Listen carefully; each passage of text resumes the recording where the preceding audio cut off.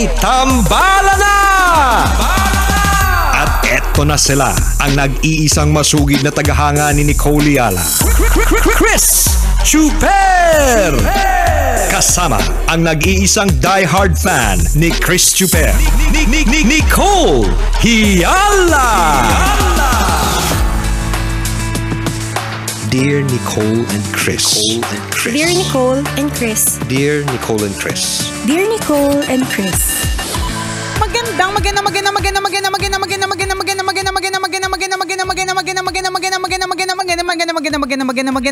tanghali, mga tabalanista, mga kabisyo. Hi, partner!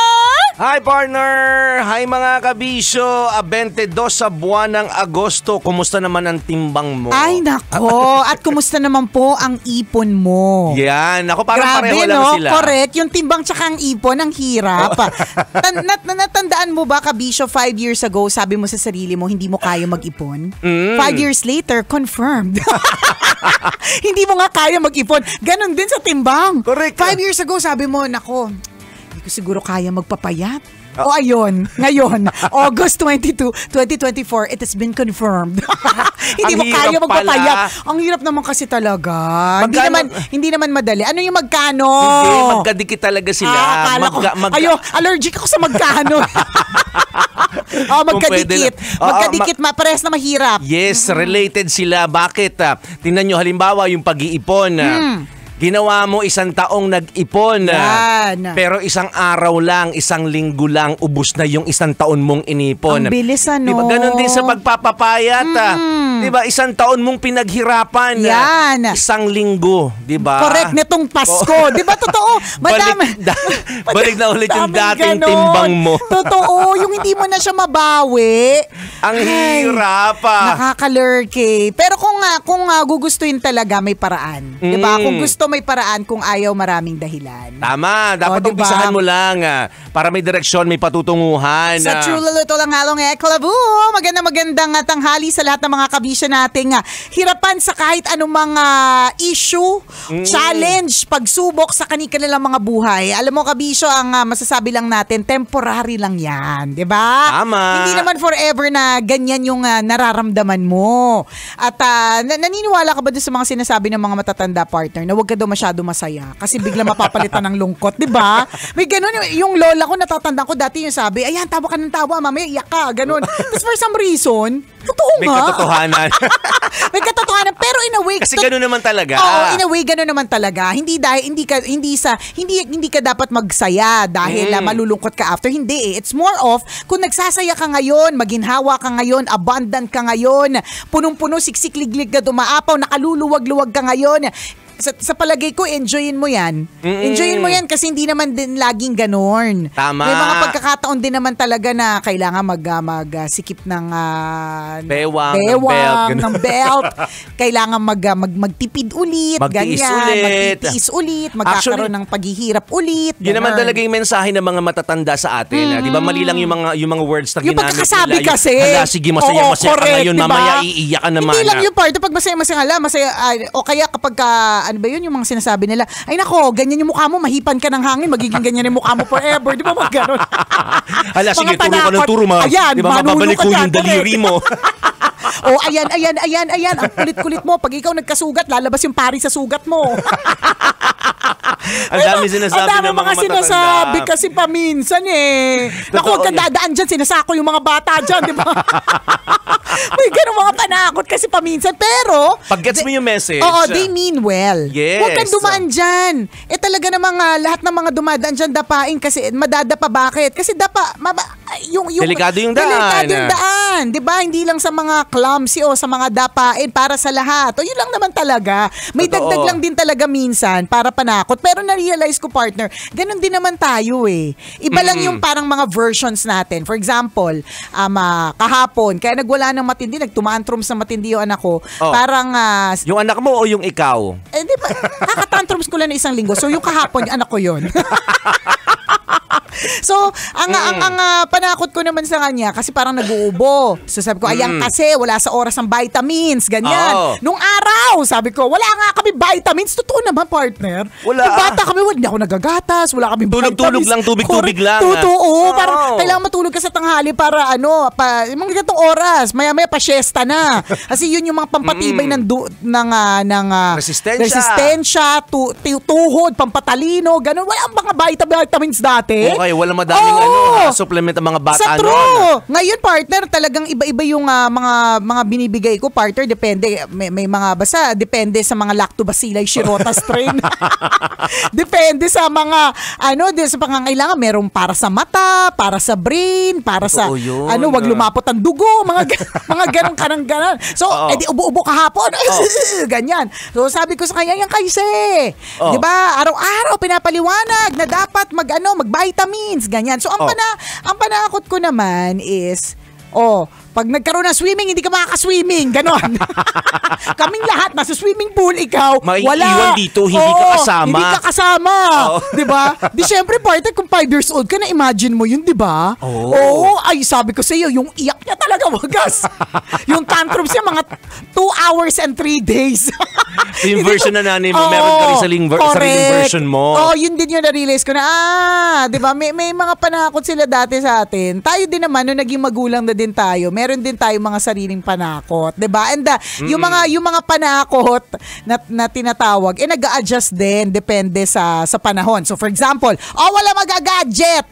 Oo. 'Di ba? Nung time natin nakakulong yung partner, yung family computer. Ito nga yung na-realize ko. Nakapadlock yun. Nakapadlock, 'di ba? Ito nga yung na-realize ko. Minsan galit na galit tayo sa mga junakis natin na na nag-gadget. Pero tayo sa family computer, 'di ba? Para matapos lang natin yung Mario 1. Hindi ba't ilang oras din natin para makarating dun sa dun sa level 7, 'di ba? Ganun din tayo eh.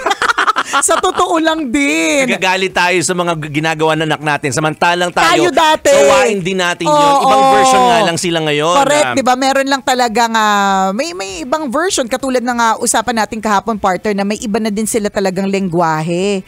Parang pag yung nga, sabi natin, Sigma, Riz, ano ba yun? Ohio. Hindi lang basta Ohio, Riz. Ano ganun? Nakakaloka, di ba? So tayo din, may mga ganyan din naman tayo. So kailangan lang talaga kapag ikaw ay isang parent, i-extend mo ng bonggang-bongga yung pasensya mo. Naging bata ka rin naman. Oo naman. At at lagi din nating tatandaan, Kabisyo, no, na kapag ka bata, ang pagproseso sa mga bagay-bagay, hindi pa ganun ka, hindi pa nila masyado naiintindihan. Kaya siguro, partner, panakot yung ginagawa sa atin eh. 'Di ba? Kapag pagka hindi ka nag-ingat sa pagkain ng santol na yan, yung buto ng santol na nalunok mo, matutubo yan sa tiyan mo, 'di ba? Ay, marami na akong kakilalang bata naging puno. Correct. Totoo. 'Di ba? Sino hindi matatakot? Sino hindi matatakot? May ganito pang example. Natatandaan mo yung bata na yung lagi natin nakikita, hindi ko na nakikita ngayon, puno na siya, 'di ba? Ikaw naman na-realize mo, oo nga, hindi ko na siya nakikita, 'di ba? Paniwala ka naman, 'di ba? So, may mga ganun tayo noon, ginaganon natin yung mga anak natin. So, let's extend a little more patience. Hindi lang a little more, mas bonggang patience kasi mas mahirap maging magulang sa mga panahon ngayon eh, 'di ba? Kasi iba na din yung panahon, mas malulupit yung mga tao, masyado na silang masyadong alam, 'di ba? Hindi mo na basta maluloko yung mga yan, partner, dahil matatalino na sila. Correct. Marami nga silang alam sa atin, madalas true. eh. 'Di ba? Yung mga Ohio at tingnan mo, pag pinagkwento mo yan, partner, yung expression ng anak mo tungkol doon sa Ohio, pag pinakwento mo sa kanila yan, alam nila history noon. Correct. Alam nila pinagmulan noon. Gusto na nga nila makarating yung Ohio eh. Sabi ko sa anak ko, spell mo muna Ohio. Totoo yun, naalala ko dati pag nangunguha tayo ng bayabas kasi yung mga panahon natin, dekada 80-90, yung mga nangunguha ng bayabas sa puno ng may puno. At pag uwi mo, nakalagay yun sa t-shirt mo na nakapulupot sa tiyan mo. Yan. Ganun karami. Bayabas or aratilis. Mga ganun. O kaya ano pa ba? Balimbing. Pero bayabas kasi yung madalas doon, yun yung common sa probinsya. Pag nakita ng mga lola namin at mga tita, tinatakot kami. Ano nang panakot? Pengi nga, patingin man yung ng mga bayabas na nakuha nyo. Siyempre, ayaw mo mag-share kasi ikaw nagpakahirap kumuha sa puno. Correct. Pag hindi ka nag-share sa amin, naalala mo nung huli kang tumaes, sabihin ng ganyan. Ikaw naman, naalalahanin mo, di ba? Magpa-flashback talaga. Hindi ba tinawag mo kami kasi hindi mo mailabas? Di ba? Kakabayabas mo yan. At may katotohanan naman Meron talaga. din naman talaga. Oo, na naalala mo, oo nga, no? Dahil pala sa bayabos nun, kaya nag-constipate ako. Naintindihan ko lang nung malaki na ako na may katotohanan naman pala talaga. Correct. Hindi tayo tinatakot, pero totoo yun. Oo, Na matuto ka kasi mag-share, ayaw nilang ubusin mo yung bayabas na kinuha mo. Yes, di ba? Una, mamigay ka din talaga. Gusto nila makatikim. Yun Yes. naman ultimate nila. Gusto nila makatikim eh. Oo. Pero pangalawa, syempre kapag inubos mo, subukan mo talagang ubusin yan. Ewan ko kung di magbayabas yung ebak mo. Ang hirap niya talagang ilabas kapag naubos mo yung mga bayabas nung panahon na yon. Kayo ba mga kabisyo, may mga klase na mga pananakot ba yung mga nanay at tatay ninyo? Oo. Nung mga bata kayo? Correct ka. Kanina, partner, meron akong kakapost lang na reel sa Instagram ko tsaka sa Nicole Yala.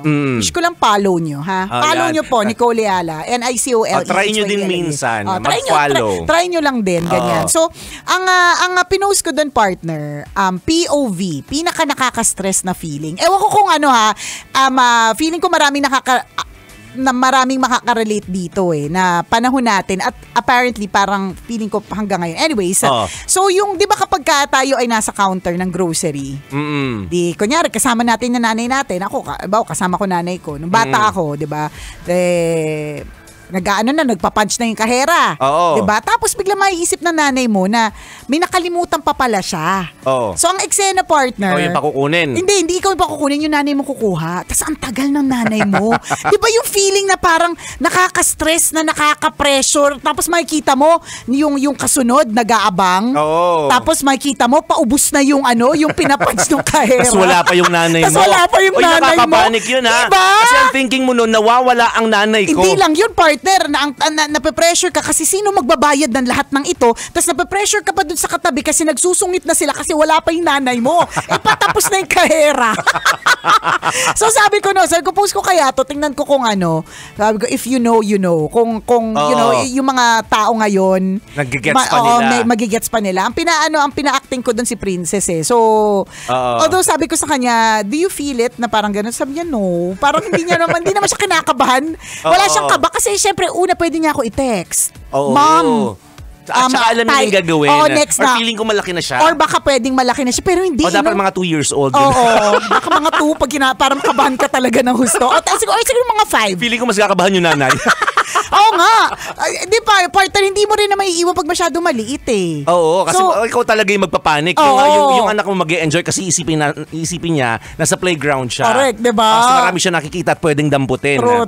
Pero anyways, diba, parang mula noon hanggang ngayon, yung ganong klaseng eksena, nakaka-pressure pa rin pala talaga for whatever reason. Pero feeling ko, hindi lang ganon katindi kasi nga, may possibility ka na mag-text. Diba? Alam mo na yung paging system. Correct, diba? Yung mga ganon. Nalalapit ka sa guard. Oo, pero whatever it is, kabisyo mo, noon o ngayon, hindi po madali ang parenting. Yes. Kailangan pa rin ng sobrang tindi ng pasensya. At kung ano man yung sinasabi namin ngayon na hindi mo nagigets, palibhasa hindi ka pa magulang, magigets mo din yan kapag ka naging magulang ka na. Totoo. Na at hindi yung lang yung sinasabi namin ni partner kundi yung mismong mga galawan, mga sinabi, mga panakot, mga papalo ng nanay at tatay mo. 'Di ba? Magigets mo na sila na parang kaya pala galit na galit yung nanay ko na nagjowa ako na mahirap pa sa daga. Ngayong magulang ka na, magulang mo na siya. ako. Parang gusto ko rin talaga yung the best para sa anak ko, 'di ba? Ganon. Pero alam niyo po mga kabisyo, mula noon hanggang ngayon, patuloy pa rin ang pamimigay ng Love Radio ng boundary para sa ating mga driver sweet lover. Kaya naman at this point, partner, mamigay na tayo ng libreng boundary. Ay, syempre, kanina pa nga inaantabayan ng mga chuper eh. Eto na, wag na natin patagalin. Laksan ang inyong mga radyo, mga kaibigan nating chuper. Makapangalan mo na to. For a chance to win, libreng boundary. Ang ating maswerteng chuper ay nagmamaneho ng taxi. Uy! Isang taxi driver with plate number WOP 403. Again, that's WOP 403. Congratulations, Kuya Tirso Fedelino. Kuya Tirso Fedelino, napakaswerte mo naman kung sino man po ang nakakakilala sa kaibigan nating chuper na ito. Nagngangalang Tirso Avelino. Fidelino. Fidelino. Fidelino. Fidelino. Yan. Tirso Fidelino. Yan. Pakisabi po sa kanya, nanalo siya ng libreng boundary. Papuntahin na agad dito sa Love Radio. Correct. Yan. Anong hihingi natin sa kanya? Ay, sabihin mo Aguinaldo. sabihin na natin na pwede din. Hingi natin sa kanya, pakabigay natin sa kanya ng 1.5 balato. O hindi, ang oras natin 12:37. So Ayan, 12:37 namin binanggit ang pangalan ni Kuya Tirso. Kuya Tirso, hindi mo man maklaim ito today. Kung next week na or sa susunod na mga araw, Monday to Friday, carry lang naman kasi nanalo ka na ng 1,500 pesos. Congratulations. Pero Kuya Tirso, kung makakarating ka dito sa loob ng 2 oras or hanggang 2:37, Yan. idadagdagan namin ng 500 pesos yung premyo mo. Uy! Kung Makakadala ka dito nang within 2 hours ng picture na lang kasama ng misis mo. Dapat sweet kayo, ha? Oo. Dapat left to left. Neck to neck. Hita Gilagid sa gilagid, Correct, ganon. diba? Balakang sa balakang. Diba? Ganon. Yung sweet na photo. Oh, napakasimple lang nun. Sana naman. Oo, malamang. Meron ka niyan sa phone mo. Kung wala, tingnan na lang natin. Basta ang mahalaga dito, makarating ka within 2 hours. yan. Oo, ha? So nanalo ka na, ha? Nanalo ka na. Nanalo ka na. Basic na, 1.5 sa'yo. Siyempre, dagdagan lang natin ng 500. Kung makakarating ka dito sa loob ng 2 oras na may dalang pa-picture, kahit sa cellphone mo na lang. Yan. Sweet photo. Yan. Kasama ang jowa. Kung wala ka pang jowa, wow. Congratulations din. Wala kang sakit sa ulo. Wala kang stress. Wala kang stress. Malayang malaya. Correct, Ganon. diba? Ganyan. So again, congratulations tayo, Kuya Tirso Fidelino, isang taxi driver with plate number WOP403. Ikaw ang nanalo ng libreng boundary. Yay! Shout out sa lahat ng mga kabisya natin. Napakarami. Kanina pumunta ako dyan sa Mayat de la Rosa Fine Jewelry, sa kanilang main branch dyan sa Manila. Ang daming tao. Wow. Nagsisiksikan. Oy, Sana syempre. all may pambili. Kailangan pa bang i-memorize yan? Basic! Ingat po kayo mga kabisyo. Mamaya ulit!